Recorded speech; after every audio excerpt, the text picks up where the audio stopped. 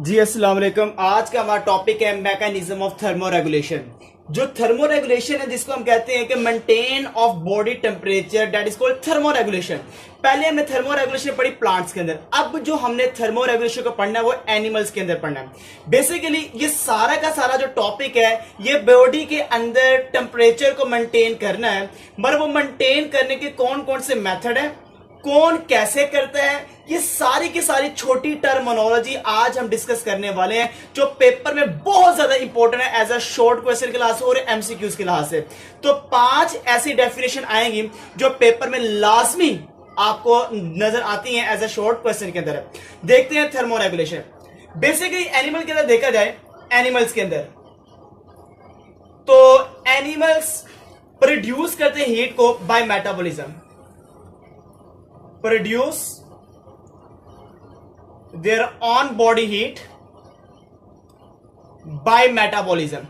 तो भाई मेटाबॉलिज्म के जरिए से वो अपने बॉडी के हीट को प्रोड्यूस करते हैं। पहला तो तरीकाकार ये है कि प्रोड्यूस कैसे करते हैं, मेटाबॉलिज्म के जरिए से बॉडी के अंदर ही हीट को बना लेते हैं। दूसरा मैकेनिज्म, अगर एनिमल के अंदर देखा जाए तो एनिमल के अंदर गेन ऑफ हीट होती है, गेन ऑफ हीट। अब जो हीट को लेते हैं तो आपको डेफिनेटली पता, जो सारी की सारी हीट हमारी बॉडी के अंदर आती है वो सारी की सारी सन के जरिए से आती है, और वो सन की कौन सी रेज होती है, उसका नाम है infrared, infrared thermal radiation, thermal radiation. ये सारी की सारी जो सन के अंदर से हीट आ रही है वो हम अब्सॉर्ब करते हैं, हमारा बॉडी का टेम्परेचर बढ़ जाता है तो सन के जरिए से आती है। या फिर जब सूरज की शुआएं जमीन से टकराती हैं तो जो रिफ्लेक्टेड होती हैं, जो रिफ्लेक्टेड थर्मल रेडिएशन होती है वो हम अब्सॉर्ब करते हैं और हमारी बॉडी के अंदर हीट आना शुरू हो जाती है। एक तरीका का ये। अगर मैं कहता बॉडी से हीट कैसे निकलती है, तो जो लॉस ऑफ बॉडी हीट है, लॉस ऑफ बॉडी हीट, हमारे जिस्म से बॉडी के अंदर से हीट का निकलना, वो 2 मेथड है। एक जो मेथड है उसका नाम है रेडिएशन के जरिए से, रेस के जरिए से हमारी बॉडी से खारिज हो जाए या हीट लॉस हो जाए रेडिएशन के जरिए से, या एवेपोरेशन के जरिए से।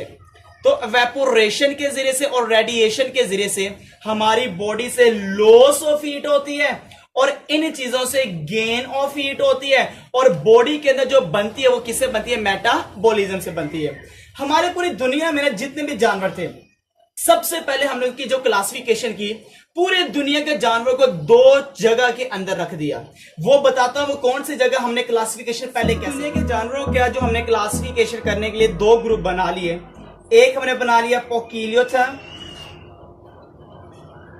और एक हमने बना लिया होम्योथर्म, होम्योथर्म।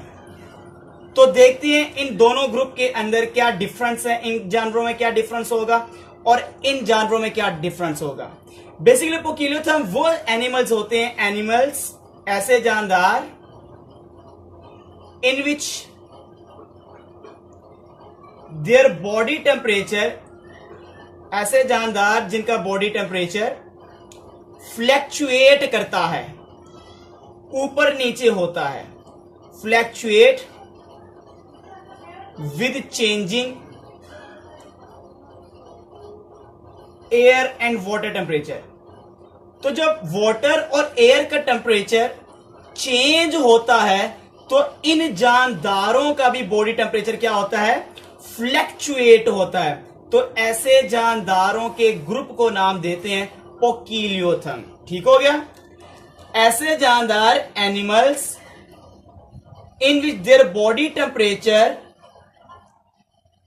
डू नॉट चेंज, वो चेंज नहीं होता with changing air and water temperature. और अगर मैं कहता हूं कि उसका बॉडी टेम्परेचर चेंज नहीं होता एनवायरमेंट के टेम्परेचर के चेंज होने से, हम उसको नाम दे देते हैं, दे आर कॉल्ड होम्योथर्म है। ठीक हो गया। पोकिलियोथर्म की क्या पहचान है, इसकी सबसे बड़ी पहचान can't able to maintain body temperature. ऐसे जानदार जो can't able to maintain their own body temperature. ठीक हो गया। जो बॉडी टेम्परेचर को मेंटेन नहीं कर सकते, हम उसको नाम दे देते हैं, वो कौन से वाले हैं? पोकिलोथर्म। मगर किस लेवल पर मेंटेन नहीं कर सकते? At narrow range. तो जो नैरो रेंज के अंदर अपने बॉडी टेम्परेचर को मेंटेन नहीं कर सकते, हम उसको नाम देते हैं वो पोकिलोथर्म है। अगर मैं कहता हूं होम्योथर्म कौन से होते हैं, होम्योथर्म की क्या पहचान है? ऐसे जानदार जो जो एबल होते हैं to maintain their own body temperature at narrow range, जो नैरो रेंज को ऊपर मेंटेन कर लेते हैं वो होम्योथर्म कहलाते हैं। पोकिलोथर्म की सबसे बड़ी एग्जांपल बताता हूं, आपको अभी याद आएगा। ये जो पोकिलोथर्म है, इनको हम नाम देते हैं, ये कोल्ड ब्लडेड एनिमल्स हैं। ये कोल्ड ब्लडेड एनिमल्स कहलाते थे, आपको याद होना चाहिए। ऐसे जानदार जो इन्वायरमेंट के मुताबिक अपने बॉडी का टेम्परेचर चेंज कर लेते हैं, वो कोल्ड ब्लडेड एनिमल्स होते थे। और जो नहीं करते, मेंटेन रखते हैं, वो अपने बॉडी टेम्परेचर को इन्वायरमेंट के मुताबिक चेंज नहीं करते, वो आपके पास वार्म ब्लडेड एनिमल्स थे। वो सारे के सारे वार्म ब्लडेड एनिमल्स थे। और आपको याद होना चाहिए था, ये दो ग्रुप जो मैंने बताए पोकिलोथर्म, ये सारे के सारे कोल्ड ब्लडेड हैं, और ये वाले आपके पास कौन सा आगे? वार्म ब्लडेड आगे। पोकिलोथर्म के अंदर एग्जाम्पल कोट करते हैं कौन से ग्रुप, कौन से एनिमल्स आते हैं। पोकिलोथर्म फिशिस, सारे के सारे पोकिलोथर्म है। अम्फीबियंस, जिन्हें डड्डू वगैरह आते ना, डड्डू वगैरह अभी पोकिलोथर्म ने। रेप्टाइल्स, जिन्हें भी रेप्टाइल्स ने, सप वगैरह, सारे के सारे पोकिलोथर्म है। फिशिस, अम्फीबियन, रेप्टाइल, ये सारे के सारे पोकिलोथर्म है। अगर मैं कहता हूं होम्योथर्म, तो बेटा याद रखना बर्ड्स, और भाई बर्ड्स के साथ साथ मैमल्स, ये आपके पास मेरे बच्चों मौजूद है, होम्योथर्म है। तो ये होम्योथर्म आ गया और पोकिलोथर्म। अब यहां पे मुसीबत क्या आई? काफी ज्यादा अम्फीबियंस ऐसे हैं जो अपने बॉडी का टेम्परेचर मेंटेन कर सकते हैं, मगर वो हमने कहां पर रख दिए? पोकिलोथर्म में। तो वो तो यहां पे आ गया, अम्फीबियंस पोकिलोथर्म में आ गया। मगर कुछ अम्फीबियंस मेंटेन कर सकते हैं, क्या उसको उठा के मैं यहां पे रख दूं? कुछ फिशेस ऐसे हैं जो मेंटेन कर सकती हैं, तो क्या मैं उसको भी उठा के होम्योथर्म में रखूं? अब क्या करना पड़ेगा? ये हमें डिफिकल्टीज फेस करना पड़ी है। बर्ड्स जितने भी होते हैं सारे मेंटेन नहीं कर सकते, कुछ ऐसे भी हैं जो मेंटेन नहीं कर सकते, क्या उसको अब उठा के यहां पे रखूं? अब क्लासिफिकेशन में प्रॉब्लम आ गई। क्लासिफिकेशन में यह प्रॉब्लम आई कि इन जानवरों को यहां दो ग्रुप में क्लासीफाई नहीं कर सकते, हमें और ग्रुप बनाना पड़ेंगे, ज्यादा ग्रुप बनाना पड़ेंगे। और जब ज्यादा ग्रुप बनाएंगे तो सारे के सारे एनिमल्स को हम कैटेगराइज कर सकेंगे। ये दो डेफिनेशंस काफी नहीं है। तो पहले तो बता चलो डिफिकल्टीज क्या है, हमें डिफिकल्टीज क्या है इन दो ग्रुप्स के अंदर। पहली डिफिकल्टीज लीजर्ड, और भाई लीजर्ड का नाम बता रहा हूं, रेप्टाइल्स है, can maintain body temperature, can maintain their body temperature. लो भाई, बॉडी टेम्परेचर को मेंटेन कर सकती है, उठाओ इसको और उठा करना इसको डाल दो होम्योथर्म के अंदर, इसको यहां पे डाल दो। क्या डाल सकते हो? इतना ग्रुप है आपका, ये बड़ा नहीं कर सकते यार। कोई परेशानी आपके इस सिचुएशन के अंदर, इस परेशानी के अंदर आपको नया ग्रुप बनाना पड़ेगा। चलो एक और देख लेते हैं, एग्जाम्पल दे रहा हूं। फॉर एग्जाम्पल बेटा गौर कीजिएगा, सुनिएगा। कुछ डीप फिशेस होती हैं, डीप फिशेस, जो डीप फिशेस होती हैं, जो समुद्र की गहराई में रहती हैं, वो भी मेंटेन देयर बॉडी टेम्परेचर, और भाई वो भी मेंटेन कर लेती हैं, वो भी बॉडी के टेम्परेचर को मेंटेन कर लेती हैं। और फिशेस आपने कहां पे रखा हुआ है? उस ग्रुप में रखा है जहां मेंटेन नहीं हो सकता। तो अब इसको भी कहां पे कैटेगराइज करें? ये भी मुसीबत आ गई। एक और मुसीबत सुन लो, कुछ बर्ड्स ऐसे हैं जो कि मेंटेन नहीं कर सकते। तो अब मेंटेन नहीं कर सकते, इसका मतलब होम्योथर्म से उठाओ पोकिलोथर्म में रखो, तो ये भी मुसीबत आ गई। तो कुछ ऐसे बर्ड्स भी आपको नजर आते हैं। Some birds can't maintain their body temperature, can't maintain their body temperature. अब इनको कहां पे रखा जाए, इसको किस कैटेगरी में रखा जाए? तो इस वजह से, इस डिफिकल्टीज की वजह से हमने इसका एक और ग्रुप बनाया, और वो है classification on the base of heat source. Classification on the base of heat source, heat कहां से आती है उसके लिए हमने इसको क्लासिफाई किया और 3 ग्रुप बनाए, जिसकी वजह से सारे के सारे एनिमल्स को कैटेगराइज कर लिया। तो देखते हैं वो कौन से ग्रुप्स हैं। जी, तो हमने क्लासिफिकेशन कर दी है on the base of heat source. तो हमारे पास 3 ग्रुप बन चुके हैं, एंडोथर्म, एक्टोथर्म और हेटेरोथर्म। एंडोथर्म वो होते हैं जो बॉडी के अंदर हीट को जनरेट कर सकते हैं, एक्टोथर्म वो बाहर से हीट को लेंगे, और हेटेरोथर्म इन दोनों के इन बिटवीन होता है, वो बाद में हम देखते हैं। एंडोथर्म कौन से होते हैं? Those animals which produce their own body heat, जो अपनी बॉडी हीट को बनाते हैं, अपनी बॉडी हीट को प्रोड्यूस करते हैं। कैसे? Through metabolism. तो मेटाबॉलिज्म के जरिए से अपनी बॉडी हीट को प्रोड्यूस करने वाले, हम उसको नाम देते हैं, दे आर कॉल्ड एंडोथर्म। ये वो जानदार होते हैं जो अपने बॉडी टेम्परेचर को मेंटेन कर सकते हैं। मतलब ये वो जानदार है can maintain their body temperature at narrow range. तो आपने कभी नहीं बोला, नैरो रेंज के ऊपर जो अपनी बॉडी टेम्परेचर को मेंटेन कर सकते हैं, हम ऐसे ग्रुप को नाम देते हैं, दे आर कॉल्ड एंडोथर्म कहलाते हैं। और आपने इसकी एग्जांपल याद रखनी है। एग्जांपल, सबसे पहली एग्जांपल जो बहुत ज्यादा इंपॉर्टेंट है, बेटा मैमल्स सारे के सारे एंडोथर्म्स हैं।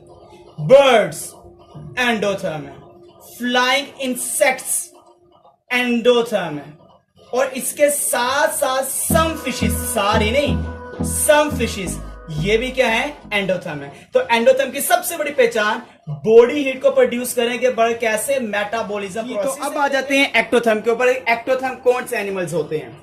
जैसे कि दोस एनिमल्स, ऐसे जानदार विच डिराइव, जो लेते हैं most of their body heat, most of their own body heat, जो बॉडी हीट को लेते हैं, कहां से लेते हैं?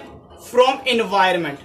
तो जो इन्वायरमेंट से लेते हैं अपने बॉडी हीट को, हम उसको नाम देते हैं एक्टोथर्म, रेदर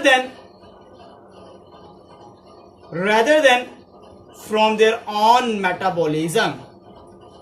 तो जो अपने मेटाबॉलिज्म से नहीं लेते भाई, कहां से लेते हैं? इन्वायरमेंट से लेते हैं। तो उस जानदारों को जिस ग्रुप में रखा गया है उसका नाम है एक्टोथर्म होता है। तो याद रखना, यहां पर इन्वायरमेंट से बॉडी हीट को लेने वाले, हम उसको कहते हैं, वो एक्टोथर्म होते हैं। इनकी सबसे बड़ी पहचान जो मैं कोट करने लगा हूं, सबसे बड़ी पहचान, can't, can not maintain their body temperature at narrow range. जो अपने बॉडी टेम्परेचर को नैरो रेंज पे मेंटेन नहीं कर सकते, वो एक्टोथर्म कहलाते हैं। एग्जाम्पल कोट करूंगा, कभी भूलना नहीं है। फिशेस, सम नहीं लिखूंगा, सम यहां पर है। फिशेस, अम्फीबियंस और रेप्टाइल्स, ये जो आपके पास ग्रुप है, ये एक्टोथर्म का है, जिसमें सारे के सारे एनवायरमेंट से लेते हैं, और ये कांट मेंटेन, जो मेंटेन नहीं कर सकते, वो एक्टोथर्म कहलाते हैं। अब आखिरी आ गया हेटेरोथर्म। हेटेरोथर्म कौन से होते हैं? जी, हेटेरोथर्म। तो हेटेरोथर्म की सबसे बड़ी पहचान, दोस एनिमल्स विच प्रोड्यूस, जो प्रोड्यूस करता है एंडोथर्मिक हीट को। मतलब ये एंडोथर्मिक हीट को प्रोड्यूस करता है। डेफिनेशन को समझिएगा, ये बहुत इंपॉर्टेंट डेफिनेशन है, बच्चा कंफ्यूज होता है। ये अपने जिस्म के अंदर एंडोथर्मिक हीट को प्रोड्यूस करता है, मतलब कि मेटाबॉलिज्म से अंदर हीट को जनरेट करता है। But generally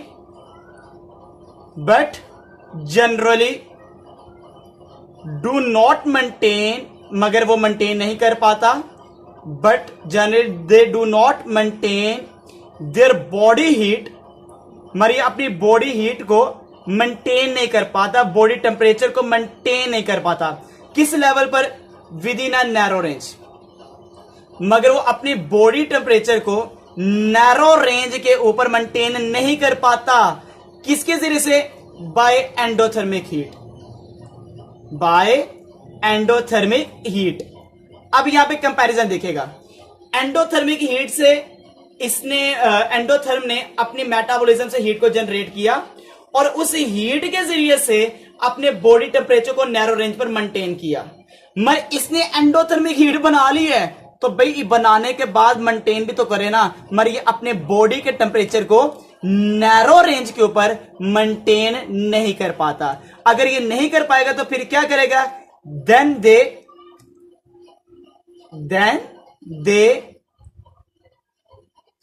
absorb heat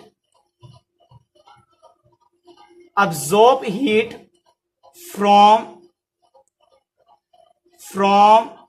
their external environment।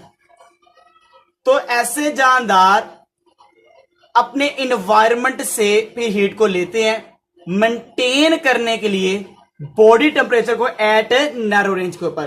तो मैंने पहले बता चुका हूं बॉडी के अंदर हीट को जनरेट करने वाला मेटाबॉलिज्म से, और इस हीट के जरिए से नैरो रेंज पर मेंटेन करने वाला बॉडी टेम्परेचर को एंडोथर्म है। बॉडी के अंदर हीट प्रोड्यूस होती है मगर इतनी ज्यादा नहीं होती, इसलिए इन्वायरमेंट से लेने वाले और अपने बॉडी टेम्परेचर को मेंटेन जो नहीं कर ही नहीं पाते वो एक्टोथर्म है। जो कि एंडोथर्मी हीट बनाते हैं मगर बॉडी को नैरो रेंज के ऊपर मेंटेन नहीं कर पाते, इसलिए वो हीट को अब्सॉर्ब करते हैं एक्सटर्नल इन्वायरमेंट से, उसको कहते हैं हेटेरोथर्म। 2-3 जानवरों का नाम बोलूंगा, जैसे कि एक आता है बैट, चमगादड़े जितनी भी होती हैं, और ह्यूमिंग बर्ड्स, छोटा सा परिंदा है ह्यूमिंग बर्ड्स, रोबिन नील के ऊपर बना होता है, रोबिन नील के ऊपर ह्यूमिंग बर्ड्स, वो ये हेटेरोथर्म कहलाते हैं। तो आपने यहां से भी याद रखना है, जो अंदर बॉडी के अंदर बनाए मेटाबॉलिज्म प्रोसेस से एंडोथर्म है, जो एनवायरमेंट से एक्टोथर्म है। अंदर से बना तो लेते हैं मगर वो मेंटेन नहीं कर पाते नैरो रेंज के ऊपर, फिर बाहर से लेना पड़ता है। मतलब इसके अंदर दोनों कैरेक्टर हैं, एंडो भी है और एक्टो भी है, उसको कहते हैं हेटेरोथर्म। जो बाहर से एक्टो और जो अंदर से उसका नाम है एंडोथर्म कहलाता है।